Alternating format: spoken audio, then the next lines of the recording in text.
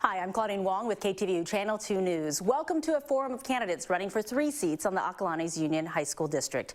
School trustees are responsible for litigation matters, labor negotiations, policy revisions, and a host of personnel and student matters. Today's forum is sponsored by the Contra Costa Elections Division, Contra Costa Television, the League of Women Voters of Diablo Valley, and the League of Women Voters of West Contra Costa. We're recording these roundtables here in the studio of Contra Costa Television. And here are your candidates. We have Bob Hockett, Nancy Kinzerski, Christopher Severson, and Paul Dirksen. We did draw lots before the show to determine the speaking order, so we'll begin with Bob. And why don't you just go with your priorities when you see your role on the board and what kind of changes you would make and what do you want to see? Yeah, I think our priorities as a board member is, first of all, oversight. Oversight the budget, make sure the superintendent's doing a great job, which he is, approving policy. We certainly want input. We want policy made from the ground up, not for us to impose. And certainly that's it. We're a high-performing district. The only, issue there is not all of our students are high-performing. So I think it's very important that we have programs designed for all of our students. And that's a big issue. For example, right now we're doing a homework policy review, and we just want to make sure that the policy is good and fair for all of our students.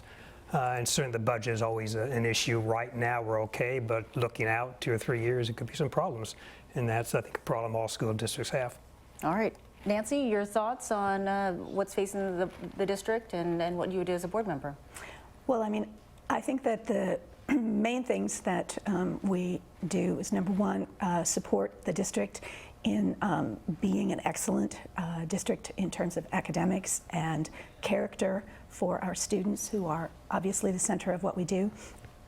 One of the things that we provide is oversight for fiscal matters, and having a stable fiscal situation is critical to maintaining programs that the students need.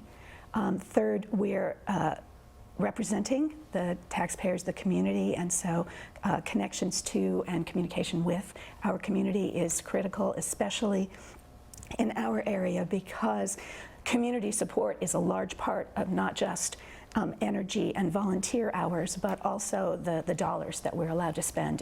Without local support, we would not be the district that we are. Christopher, your thoughts? Yeah, so really as a school board member, I think being a representative for the community is what we do. We need to liaison with the community, we need to liaison with the staff members, with the foundations that we work with, and really be a representative for them. That entails financial and educational and long-range planning, and all of that is for the students, because that's what we're about as a school district, is educating our students and getting them to launch great off into the great unknown. Paul, your thoughts on the board and really kind of how you can affect change? Well, I was going to say, it kind of gets boring when you get to the end, being the fourth with questions, and probably other candidates will experience that later, because, we have a great school district. I think we're doing a lot of great things. I think it's, keeping our eyes on the ball on what's coming down the road. So I don't see necessarily that I would make a lot of change, plus I'm one of 5, so that's always one thing to keep in mind. But I think, looking at some of the challenges, pension liabilities that will come down, possible teacher shortages, how we're going to deal with that, making sure that we're keeping and retaining the great teachers that we have in our area. And, just continuing the great education that we've been giving our students over the last so many years. And there's a lot of reason to really change that. So. Okay, so let me follow up on that and get more specific in terms of funding and how that works with the huge community involvement that the district has with parents giving and state funding and how that ratio works. Nancy, I want to ask you if you think that is the model that should be going forward. Should the state be taking a bigger step in? Should parents be taking or be required to take such a big step to make sure their district performs the way it does? No, they should not be required to take such a big step. It's a public education, and I believe passionately in public education. I think that the state has a long way to go to really adequately funding public education for the students across the state, and that's critical for the entire nation because we have so many children in the state. So I think that is an extremely critical issue. When you're faced with a shortfall, you're going to go and seek and advocate for funding wherever you can, the state, the federal, the local, and we do that. So the local support is critical for us. We wish we didn't have to do it, but that is the reality on the ground. Since this is education, if you had to give a grade to how the funding system is set up, what grade would you give it? I'd probably give it a C- because I think that this is the classic, there's the grade and then there's the direction. I think that the direction of the funding has been attempting to do a better job with the local control funding formula. I think that the amount that they're starting with is low. It's too low, and it makes it difficult to get the money where it needs to go. But Okay. you know, so the amount is too low, but at least the direction is. So, Christopher, I'm going to send it to you. C-, do you agree with that? And where do you think the funding in terms of the pressure put on a community to respond to funding shortfalls? Yeah, I agree with a lot of what Nancy just said. It's you know, C-, D+ range, I think, is where we're at as far as funding from the state. The state of California has traditionally been very low in across the states of how per pupil funding, and so we need more resources. I agree that the direction has been good. We've been trying with the local control funding to have more community involvement without necessarily more community dollars spent. But when we don't have enough dollars, we do ask for our communities to step up, and they've been very generous. Paul, your thoughts of what grade you would give this funding situation, and do you think too much pressure is being put on parents and community members to step forward? I mean, I would agree with the grade C- in that area. You know, like Nancy said, I don't think we should be required to put that much pressure on the community. I think we're very fortunate that we have a community like we have that is very passionate about the education of their children. And so, you know, if we need to rely on our communities, we can, which is a great situation to be in. But like we said, we shouldn't have to be in that position. You know, I think we're kind of heading in the right direction, that there's more and more realization that we're heading in the right direction, but the base level funding is too low. And so that realization is there, and so now it's trying to figure out how do we get past that. You know, and there's a big job for the legislatures, but you know, I think they're seeing that. So, and I think that's important for our area. All right, Bob, I'll send that to you. How's your grading scale on this issue? Yeah, I was a teacher. I did not like giving Fs, so I'll give a D. The state funding is inadequate, and it really actually affects other districts throughout the state. A lot more affects us because we not only have the desire for a strong educational system, quite frankly, we have the means. Most of our parents have the means. To put some numbers in perspective, we have about $75 billion in revenue. 10.5 million of that comes from parcel tax. Most communities can't pass parcel taxes. Our foundations raise probably $2.5 million, I'm guessing, that essentially goes to general fund. Our athletic programs, most of our co-curricular programs are totally self-funded. That's worth millions of dollars. And so we probably, the $75 million, you know, not counting all those extras like athletics that are paid for by the community, you know, 25% comes from community members. And so, and we expect, we ask through the foundations and parent clubs, parents can give anywhere from $200 to $1,000. So we're fortunate that we have such a robust program because we have a community that as I said, has the means and the desire to do that. And so there needs to be a change in the state formula. And again, I taught a district that did not have all these advantages in terms of income, so it's a real problem. All right, I want to talk about safety in schools because that is a big issue. I'm going to start over here. Are we on Paul? Do you get Chris? Chris, you get to start. Let's talk about safety. I want to stay with the same theme of giving you a chance to give it a grade. And safety ranges from whether you have active shooters, sexual assaults on campus, and all these issues, or bullying. Where do you see as the biggest issue of concern, if there is one to you, and what grade would you give the district and how it handles it?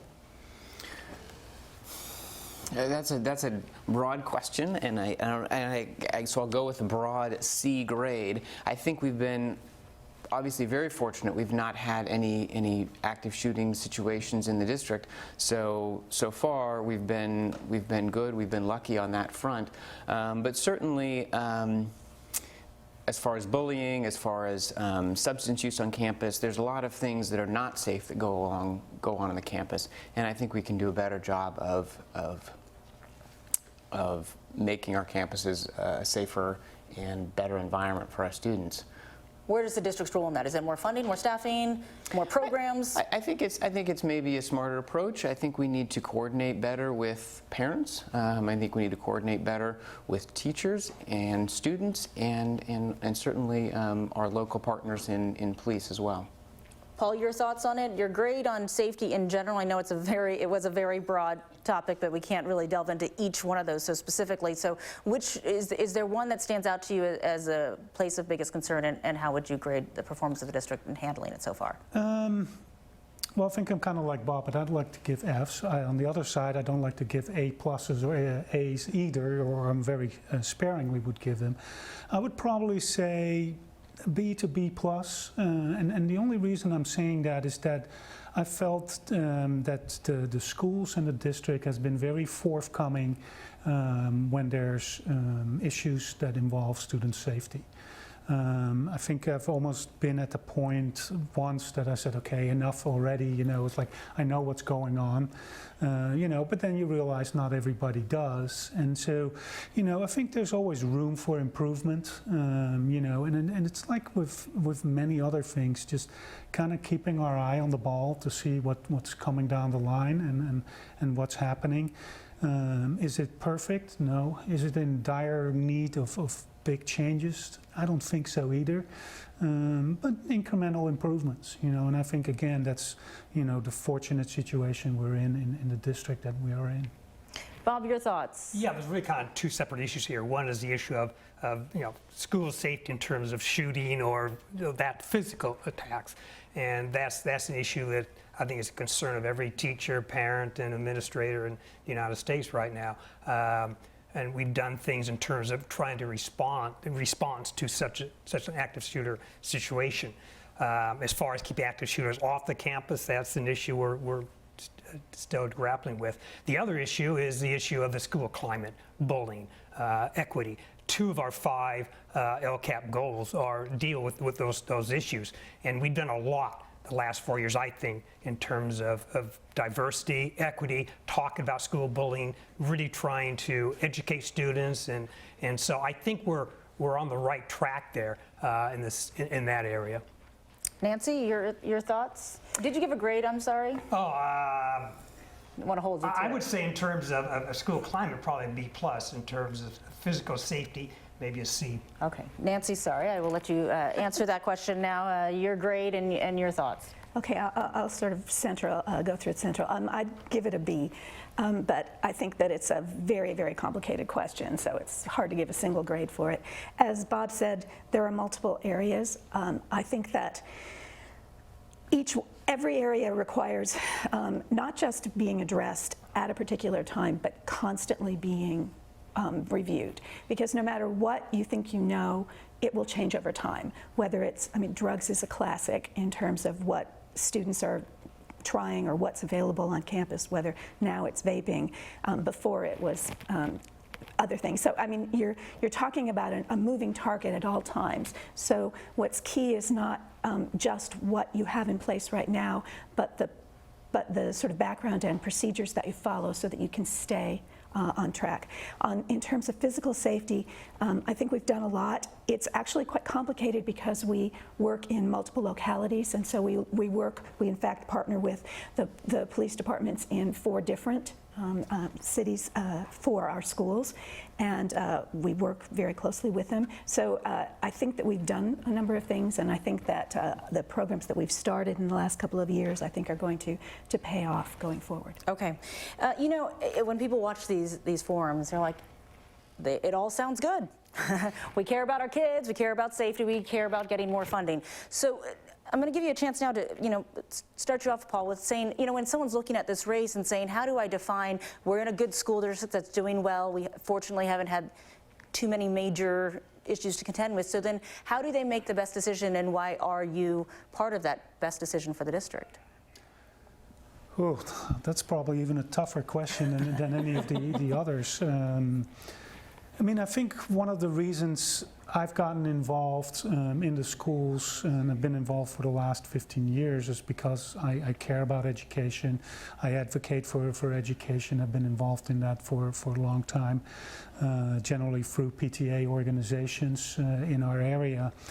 And so I think, you know, I can bring a lot there to the table in terms of having, you know, interacted with the various districts in our area, our feeder schools.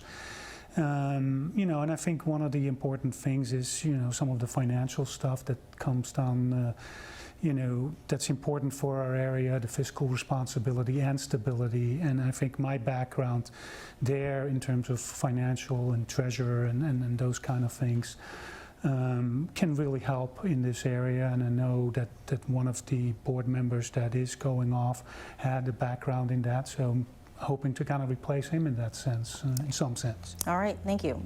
Bob? Yeah, let me say at the outset that, you know, the voters have 3 choices, and they will not make a bad choice. There's no doubt in my mind that both Paul and Chris will be very good board members. Nancy, I know, will be a very good board member because she's been a great board member for the last 4 years. There's a lot of love at this table. So, Yes. well, no, I think that seriously. It's not a question of weeding out anybody, at least from my standpoint. We all have things to offer. Some are overlapping, some are different. What I think I have to offer is I taught high school government and history for 33 years. I'm also a graduate of the district like Chris is, and so I have some background there. And I've spent 4 years on the board, so I do have that incumbency. I think it's kind of important. We can always listen to teachers, but I think when you have someone on the board that knows immediately how will this policy affect the teacher and the student in the classroom, that's an important perspective. You wouldn't want 5 teachers on the school board. I don't know if you want 2, but having 1, I think, is useful. So that's, I think, what I can contribute, and hopefully have contributed. Nancy, in terms of helping people sort through this ballot and saying, how do I make the best decision, and why you believe you're part of that best decision? I agree with Bob that all of the candidates are capable and qualified, which is I think a wonderful thing for the district. I think that it's great that people are willing to step up and run. What I think I bring is I have been on the board for 5 years, so I have experience with the district. We have worked on things in the last couple of years that are just starting to come into fruition now. I would love to continue working on them to see them through and to take them to the next steps. My personal background is work in computer science and finance, and as Paul has said, I've also had years and years of volunteer work through PTAs and education foundations, and so I have contacts across the entire district, all of the different areas that we serve. So experience, knowledge, and passion. Yep. Christopher? Yeah, so I was able to serve on the Orinda School Board a few years ago, and so I have experience on one of the feeder boards for this board, those students. I think one of the things that I can contribute a lot is collaboration, and then also I have children that are in the school district, and they are a little bit of ears on the ground. And so when we talk about school climate, I think I get a little bit of an insight of what things are happening in the day-to-day at the school, and try and bring some of that to the board as well. Okay, so when we go forward and moving forward, when you look at the future of kind of what's next and hitting the ground running, continuing the trek on the ground, what has been the biggest, you know, in terms of issues that you say this will take the most? This will take the most working together. This will take the most collaboration, but this is one of the most important goals, because a board has to work together with the county, has to figure out the state. In terms of collaboration, the ability to bring that together, Bob, what do you think? Yeah, well, of course, because we're just a high school district, first of all, there's collaboration with our four, actually five, feeder districts, and so that's one area of collaboration. Another issue, I think, is definitely funding. Our contributions to STIRS and the classified employees, PERS, is increased by $3.5 million. So we're going to have to do something with the state in terms of funding revenues, because that's really, if we had extra $3.5 million above what we were paying in 5 years ago, we would be sitting in pretty good shape. So certainly the budget is going to be a continuing problem, again, in terms of collaborating with, that's the right term to use, all of our students, and making sure that all of our students' needs are being met. Okay, and we'll give each one of these answers 45 seconds because of timing, and 45 seconds on that issue of collaboration. It's a big one. I know, these are very big issues we're trying to tackle. Well, as Bob mentioned, collaboration is actually key to a district like ours, because it is a high school district with a number of elementary districts working with it. So it's part and parcel to everything we do.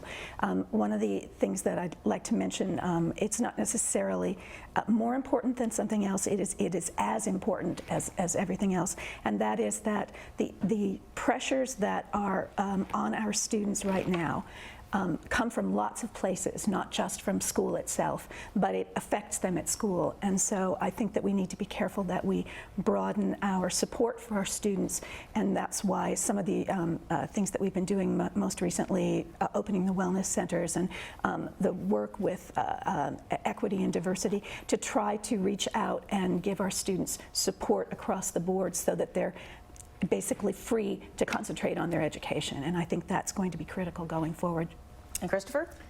So while I would like to collaborate a lot with the state, that's a difficult thing to do. So we're in a position where we collaborate a lot with our foundations and parent communities, and those relationships are essential. Those leaders tend to turn themselves over every few years on the parents clubs and the PTAs, and so having a renewed presence every time is really important, and to keep our goals aligned and to keep the students and their well-being in mind.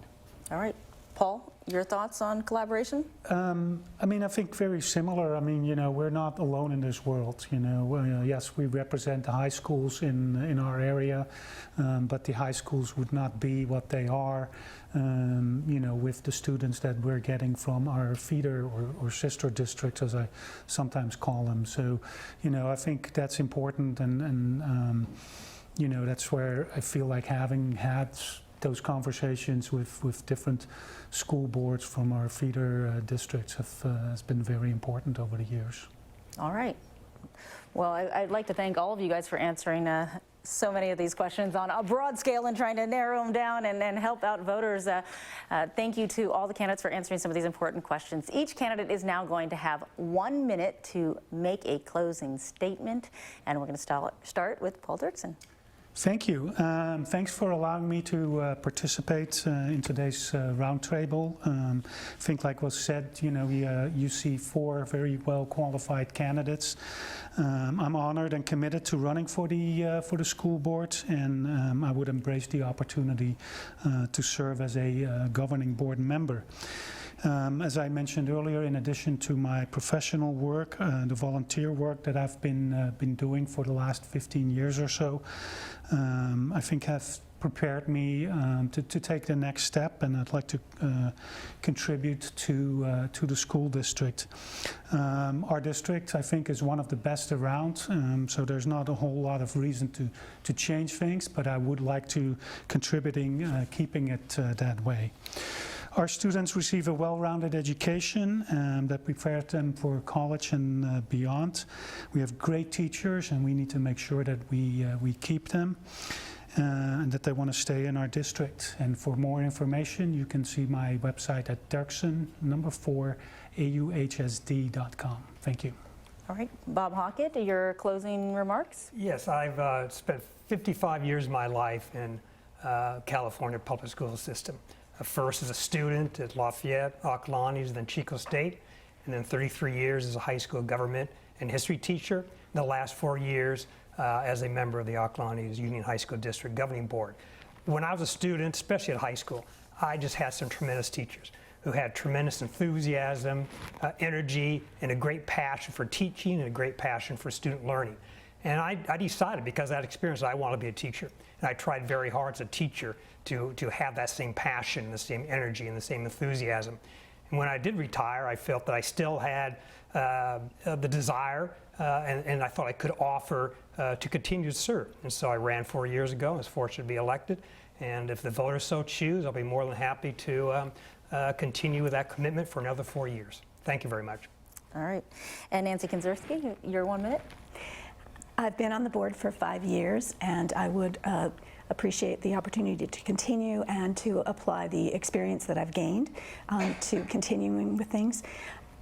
It's an excellent district, but excellence doesn't stay excellent essentially unless you continue to work on it. And that's why I think it's critical and crucial that we constantly review what we're doing at the schools and make sure that we don't get complacent. We've made a lot of changes recently. We need to make sure that we shepherd those through and continue to look for ways to improve the experience for our students, for our staff, for our community, all of which are critical to creating the kind of education system that we really want for our students.